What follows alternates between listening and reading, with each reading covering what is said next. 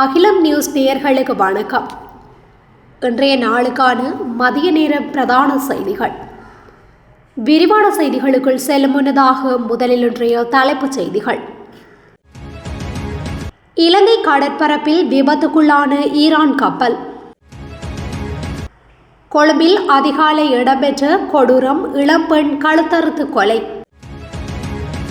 மத்திய கிழக்கில் பதற்றம், ஒரே வாரத்தில் பல மில்லியன் டாலர்களை இழக்கும் அபாயத்தில் இலங்கை. கல்வி பொதுத்தராதர சாதாரண தர பரீட்சை பெறுபவர்கள் குறித்து சற்று முன் வெளியாகிய அறிவிப்பு. இலங்கை மக்களுக்கு விடுக்கப்பட்டுள்ள எச்சரிக்கை. ஜிந்துப்பிட்டி துப்பாக்கி சூடு சம்பவத்தின் பிரதான துப்பாக்கிதாரி கைது. யாழில் இன்று முதல் சீரான எரிபொருள் விநியோகம், அரசு அதிபர் அறிவிப்பு. யாழில் டீசலை பதுக்கி வைத்திருந்த இருவர் காவல்துறையினரால் கைது. தம்பதியர் பயணித்த மோட்டார் சைக்கிள் தீ விபத்தில் நாசம். ஈரான் கப்பல் மீது இலங்கையில் தாக்குதலா, அரசிடம் விளக்கம் கோருகிறார் சாமர எம்பி. எரிபொருள் வரிசைகள் குறித்து சஜித் பிரேமதாச குற்றச்சாட்டு. தொடர்வன விரிவான செய்திகள். இலங்கை கடற்பரப்பில் விபத்துக்குள்ளான ஜரைஸ்தேனா என்ற ஈரானிய கப்பல் இருந்த 380 பேரில் சுமார் 30 பேர் காயமடைந்து காலி தேசிய வைத்தியசாலைக்கு கொண்டு செல்லப்பட்டுள்ளதாக வெளியுறவு அமைச்சர் விஜித ஹெரத் தெரிவித்துள்ளார். இதேவேளை ஈரான் கப்பல் ஒன்று காலி கடலில் விபத்துக்குள்ளாகியுள்ளதா அல்லது அதன் மீது தாக்குதல் தொடுக்கப்பட்டுள்ளதா என்று சற்று முன்னர் நாடாளுமன்றத்தில் சாமர சம்பத் எம்பியினால் கேள்வி எழுப்பப்பட்டிருந்தது. இதற்கு பதிலளிக்கும் விதமாக அமைச்சர் இன்று நாடாளுமன்றத்தில் இதனை தெரிவித்துள்ளார். 1979 ஆண்டின் சர்வதேச கடல்சார் தேடல் மற்றும் மீட்பு உடன்படிக்கையில் இலங்கை கையெழுத்திட்டுள்ளது. இந்த உடன்படிக்கையின்படி கடலில் ஆபத்தில் இருக்கும் எவருக்கும் அவர்களின் தேசியத்தை பாராது மனிதாபிமான அடிப்படையில் உதவ வேண்டியது இலங்கையின் கடமையாகும் என்பதை அரசாங்கம் வலியுறுத்தியது. காலி கடற்பரப்பிற்குள் விபத்திற்குள்ளான கப்பல் ஈரானுக்கு சொந்தமானது என அடையாளம் காணப்பட்டுள்ளதாக பாதுகாப்பு ராஜாங்க அமைச்சர் அருண ஜயசேகர தெரிவித்துள்ளார். காலி கடற்பரப்பிலிருந்து சுமார் 40 கடல் மைல் தொலைவில் உள்ள கடல் பகுதியில் கப்பல் ஒன்று விபத்துக்குள்ளாகியுள்ளது. குறித்த கப்பலில் உள்ள கடற்தொழிலாளர்கள் மற்றும் ஊழியர்களை பாதுகாப்பாக மீட்பதற்காக இலங்கை கடற்படை மற்றும் விமானப்படை இணைந்து விசேட கூட்டு நடவடிக்கை ஒன்றை ஆரம்பித்துள்ளன. குறித்த கப்பல் விபத்துக்குள்ளான பின்னர் அபாய சமிக்ஞையை வெளியிட்டதாகவும் இதனை அடுத்து மீட்பு பணி ஆரம்பிக்கப்பட்டுள்ளது. அதிகாலை 5-8 மணியளவில் கடற்படை மற்றும் கடலோர பாதுகாப்பு திணைக்களத்திற்கு அவசர செய்தி கிடைத்ததனை அடுத்து உடனடியாக செயல்பட்ட இலங்கை கடற்படை காலை 6 மணி மற்றும் 7 மணியளவில் மீட்பு படகுகளை அனுப்பி வைத்தது. கடலில் நிலவும் சீரற்ற வானிலைக்கு மத்தியிலும் மீட்பு பணிகள் முப்படையினரால் தீவிரப்படுத்தப்பட்டுள்ளதாக பாதுகாப்பு அமைச்சு குறிப்பிட்டுள்ளது. இதேவேளை ஈரான் கப்பல் ஒன்று காலி கடலில் விபத்துக்குள்ளாகியுள்ளதா அல்லது அதன் மீது தாக்குதல் தொடுக்கப்பட்டுள்ளதா என்று சற்று முன்னர் நாடாளுமன்றத்தில் சாமர சம்பத் எம்பியினால் கேள்வி எழுப்பப்பட்டுள்ளது. கொழும்பு ஹகதுடுவ ஆடை தொழிற்சாலையில் பணியாற்றிய இளம் யுவதி ஒருவர் கழுத்தறுத்து கொலை செய்யப்பட்டுள்ளதாக கஹதுடுவ போலீசார் தெரிவிக்கின்றனர். புலத் சிங்கள கோவிந்த நாரகல வெடகே வட்டத்தில் வசித்து வந்த பணிபுரிந்த 25 வயதுடைய திருமணமாகாத யுவதியே இவ்வாறு உயிரிழந்துள்ளார். ஆடை தொழிற்சாலையில் உதவியாளராக பணியாற்றியதாக கூறப்படும் சந்தேக நபர் கொலைக்கு பிறகு தப்பி சென்றுள்ளதாக போலீசார் தெரிவித்துள்ளனர். இந்த கொலைக்கு பயன்படுத்தப்பட்டதாக சந்தேகிக்கப்படும் இரத்தக்கரை படிந்த கத்தியை போலீசார் மீட்டுள்ளனர். கொலை செய்யப்பட்ட இளம்பெண் கடந்த ஆண்டு ஆடை தொழிற்சாலையில் பணிக்கு வந்த நிலையில் சந்தேக நபர் 2024 ஆண்டு பணிக்கு சேர்ந்துள்ளார். பதுளை கெப்பட்டிப்பொளவை சேர்ந்த சந்தேக நபர் திருமணமானவர் எனவும் கொலை செய்யப்பட்ட யுவதியும் சந்தேக நபரும் சுமார் 1 வருடமாக காதலுறவில் இருந்து வந்துள்ளனர். இதன்போது இருவருக்கும் ஏற்பட்ட பிரச்சனையால் இளம்பெண் பல நாட்களாக சந்தேக நபரிடம் பேசாமல் தவிர்த்து வந்ததாக போலீஸ் விசாரணையில் தெரிய வந்துள்ளது. இன்று காலை ஆடை தொழிற்சாலையின் பிரதான நுழைவாயிலில் இளம் யுவதிக்கும் சந்தேக நபருக்கும் ஏற்பட்ட வாக்குவாதத்தை தொடர்ந்து கழுத்தறுத்து கொலையை செய்ததாக கூறப்படுவதாக போலீசார் தெரிவித்துள்ளனர்.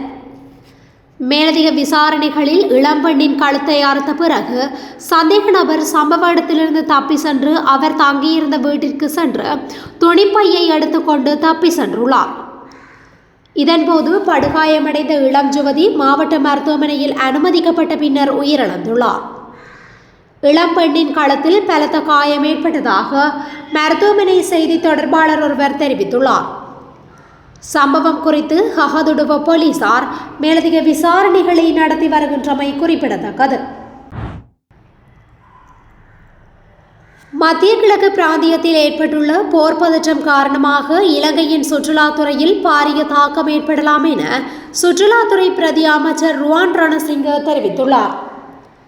மார்ச் மாதத்தில் இலங்கைக்கு வருகை தரும் சுற்றுலா பயணிகளின் எண்ணிக்கையில் குறைவு ஏற்படக்கூடும் என அவர் குறிப்பிட்டுள்ளார். நேற்று பிற்பகல் ஊடகங்களுக்கு உரையாற்றும் போது அவர் இந்த கருத்தை வெளியிட்டார். ஐரோப்பிய நாடுகளிலிருந்தும் ஏனைய நாடுகளிலிருந்தும் இலங்கைக்கு வரும் சுற்றுலா பயணிகள் மத்திய கிழக்கு பிராந்தியம் வழியாக வருவதாகவும் அந்த பிராந்தியத்தில் தற்போது விமானங்கள் மற்றும் விமான நிலையங்கள் மூடப்படுவது நாட்டின் சுற்றுலாத்துறையில் தாக்கத்தை ஏற்படுத்தக்கூடும் எனவும் பிரதி அமைச்சர் கூறியுள்ளார். அதன்படி சுற்றுலாத்துறையில் ஏற்படும் தாக்கம் வாரத்திற்கு 10 முதல் 12 மில்லியன் டாலர்கள் வரை நிதி இழப்பை ஏற்படுத்தும் என்றும் அவர் சுட்டிக்காட்டியுள்ளார். 2025-2026 கல்வி பொதுத்தராதர சாதாரண தர பரீட்சையின் பெறுபேறுகள் தொடர்பான அறிவிப்பொன்றை பரீட்சைகள் ஆணையாளர் நாயகம் AKS இந்திகா குமாரிலியனுக்கே வெளியிட்டுள்ளார். அதன்படி குறித்த பெறுபேறுகள் ஏப்ரல் 30 பின்னர் வெளியிடப்படும் என அவர் சுட்டிக்காட்டியுள்ளார். அவர் மேலும் தெரிவிக்கையில் இந்த ஆண்டுக்கான விடைத்தாள் திருத்தும் பணிகள் மார்ச் 12 முதல் ஏப்ரல் 10 வரை 2 கட்டங்களாக நடத்தப்படும். அதன்படி முதல் கட்டம் மார்ச் 12 முதல் 23 வரையிலும், இரண்டாம் கட்டம் ஏப்ரல் 1 முதல் 10 வரையிலும் நடைபெறும். நடைமுறை தேர்வுகள் ஏப்ரல் 22 முதல் 30 வரை நடைபெறும். இந்த செயல்முறை முடிந்தவுடன் தேர்வு முடிவுகளை வெளியிடுவதற்கான திகதி குறித்து முடிவு செய்யப்படும் என கூறியுள்ளார். நாட்டின் பெரும்பாலான பகுதிகளில் இன்று வழித்தடச் சுட்டி ஆரோக்கியமற்ற நிலையில் காணப்படும் என தெரிவிக்கப்பட்டுள்ளது.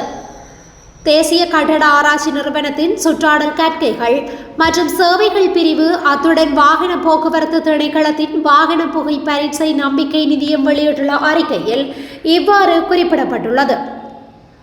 அந்த வகையில் கொலன்னாவை, கோட்டை, கேகாலை மற்றும் காலி ஆகிய இடங்களில் வழித்தடச் சுட்டி ஆரோக்கியமற்ற நிலையில் காணப்படும் என தெரிவிக்கப்பட்டுள்ளது. வளிமண்டலத்தில் ஏற்பட்டுள்ள இந்த மாற்றங்கள் காரணமாக பொதுமக்கள் திறந்த வழிகளில் நடமாடும் போது அவதானமாக இருக்குமாறும், குறிப்பாக இதய நோய் மற்றும் சுவாச பிரச்சனைகள் உள்ளவர்கள் தகுந்த பாதுகாப்பு முன்னெச்சரிக்கைகளை மேற்கொள்ளுமாறும் சுகாதார நிபுணர்கள் அறிவுறுத்தியுள்ளனர். ஜிந்துப்பிட்டி பகுதியில் நபரொருவரை சுட்டுக் கொன்று 2 சிறுவர்களை காயப்படுத்திய சம்பவத்துடன் தொடர்புடைய பிரதான துப்பாக்கிதாரி காவல்துறையினரால் கைது செய்யப்பட்டுள்ளார். கொழும்பு மாவட்ட குற்றத்தடுப்பு பிரிவினருக்கு கிடைத்த இரகசிய தகவலின் அடிப்படையில் நேற்று கிராண்ட்பாஸ் காவல்துறை பிரிவில் வைத்த சந்தேக நபர் கைது செய்யப்பட்டார். கைது செய்யப்பட்டவர் கொழும்பு 13 பகுதியைச் சேர்ந்த 24 வயதுடைய இளைஞர் என அடையாளம் காணப்பட்டுள்ளார். இதன்போது அவரிடமிருந்து 11 கிராம் 830 மில்லிகிராம் ஐஸ் போதைப்பொருள் காவல்துறையினரால் கைப்பற்றப்பட்டுள்ளது. இந்த கொலை சம்பவம் குறித்து மேலதிக கொழும்பு மாவட்ட குற்றத்தடுப்பு பிரிவினர் மேலதிக விசாரணைகளை முன்னெடுத்து வருகின்றனர். யாழ்ப்பாண மாவட்டத்தில் சீரான எரிபொருள் விநியோகத்தினை மேற்கொள்ள இலங்கை பெட்ரோலிய கூட்டுத்தாபன தலைவர் DS ராஜகருணாவுடன் அரசாங்க அதிபர் மருதலிங்கம் பிரதீபன் தொலைபேசியூடாக நேற்றைய தினம் கலந்துரையாடினார். இதன்போது யாழ்ப்பாணத்தில் இலங்கை பெட்ரோலிய கூட்டுத்தாபனத்தின் அனைத்து எரிபொருள் விற்பனை நிலையங்களுக்கும் இன்று பெட்ரோல் விநியோகம் மேற்கொள்ள நடவடிக்கை எடுக்குமாறும், இதன் மூலம் வரிசையினை கட்டுப்படுத்தலாம் எனவும் அரசாங்க அதிபர் யோசனை தெரிவித்திருந்தார். அரசாங்க அதிபரின் கோரிக்கைக்கு அமைய கொலன்னாவையிலிருந்து நேரடியாக எரிபொருள் விற்பனை நிலையங்களுக்கு எரிபொருள் விநியோகம் செய்ய தாம் நடவடிக்கை எடுப்பதாகவும் இலங்கை பெட்ரோலிய கூட்டுத்தாபன தலைவரால் தெரிவிக்கப்பட்டது. இதன் பிரகாரம் இன்று மட்டும் 3,10,200 லிட்டர் பெட்ரோல் கொலன்னாவை மற்றும் காங்கேசந்துறை களஞ்சியங்களிலிருந்து யாழ்ப்பாணம் மாவட்டத்தில் உள்ள அனைத்து இலங்கை பெட்ரோலிய கூட்டுத்தாபன எரிபொருள் விற்பனை நிலையங்களுக்கும் விநியோகிக்கப்படும் எனவும் இந்த விநியோகம் தொடர்பில் வடபிராந்திய பெட்ரோலிய கூட்டுத்தாபன பிராந்திய முகாமையாளர் சிவகரன் அவர்களுடன் அரசாங்க அதிபர் தொடர்பு கொண்டு நாளைய விநியோக நடவடிக்கையினை ஒழுங்குபடுத்துமாறும் கேட்டுக்கொண்டார். அதன் பிரகாரம் வடபிராந்திய முகாமையாளரால் விநியோக பட்டியல் தயாரிக்கப்பட்டுள்ளது. இதேவேளை இந்த விடயம் தொடர்பில் கடற்தொழில் நீரியல் மற்றும் கடல் வளங்கள் அமைச்சரும் யாழ்ப்பாணம் மாவட்ட ஒருங்கிணைப்பு குழுவின் தலைவருமான ராமலிங்கம் சந்திரசேகரின் கவனத்திற்கும் அரசாங்க அதிபரால் கொண்டுவரப்பட்டது. யாழில் டீசலை பதுக்கி வைத்திருந்த 2 காவல்துறையினரால் கைது செய்யப்பட்டுள்ளனர். யாழ்ப்பாணம் ஏழாலை பகுதியில் இன்று அதிகாலை சுன்னாகம் காவல்துறையினரால் குறித்த 2 கைது செய்யப்பட்டுள்ளனர். சந்தேக நபர்கள் 2 டீசலை பதுக்கி வைத்திருப்பதாக சுன்னாகம் காவல்துறை பொதுப்பதிகாரிக்கு கிடைத்த ரகசிய தகவலின் அடிப்படையில் இந்த கைது நடவடிக்கை முன்னெடுக்கப்பட்டது.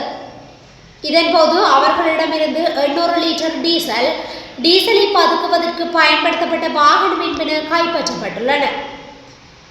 கைது செய்யப்பட்ட சந்தேக நபர்கள் 2 மல்லாகம் நீதிமன்றத்தில் முற்படுத்துவதற்கான நடவடிக்கைகளை காவல்துறையினர் மேற்கொண்டு வருகின்றமையும் குறிப்பிடத்தக்கது.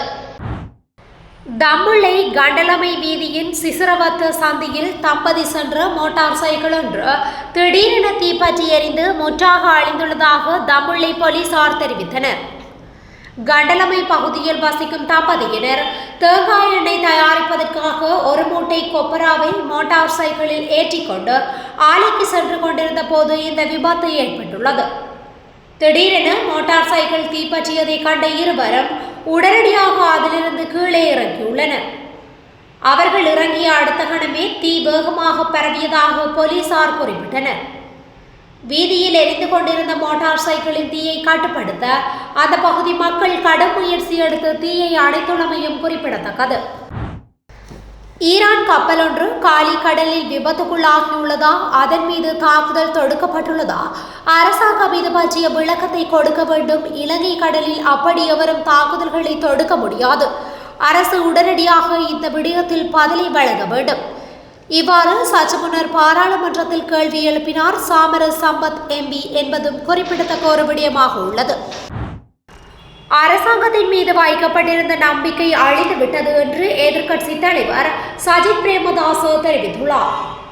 நாடாளுமன்றத்தில் இன்று இடம்பெற்ற விவாதத்தில் மத்திய கிழக்கில் இடம்பெற்று வரும் போர்ச்சூழல் தொடர்பில் உரையாற்றுகையிலேயே அவர் இவ்வாறு தெரிவித்தார்.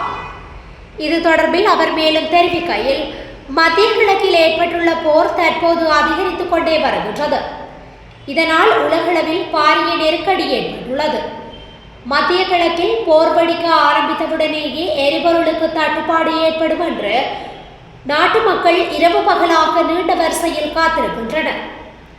எரிபொருளுக்கு தட்டுப்பாடு ஏற்படாது என்று சபையில் ஜனாதிபதி அனுரகுமார திசாநாயக்க உறுதியளித்துள்ளார். இந்த நிலையில் மத்திய கிழக்கு போர் வெடித்த உடனேயே அரசாங்கம் சவால்களை தெரிவித்திருக்க வேண்டும். அவ்வாறு செய்திருந்தால் பொதுமக்கள் எரிபொருளுக்காக வரிசையில் நிற்பதை தடுத்திருக்கலாம் என்று அவர் மேலும் தெரிவித்துள்ளார். இத்துடன் இன்றைய நாளுக்கான மதிய நேர பிரதான செய்திகள் நிறைவடைகின்றன.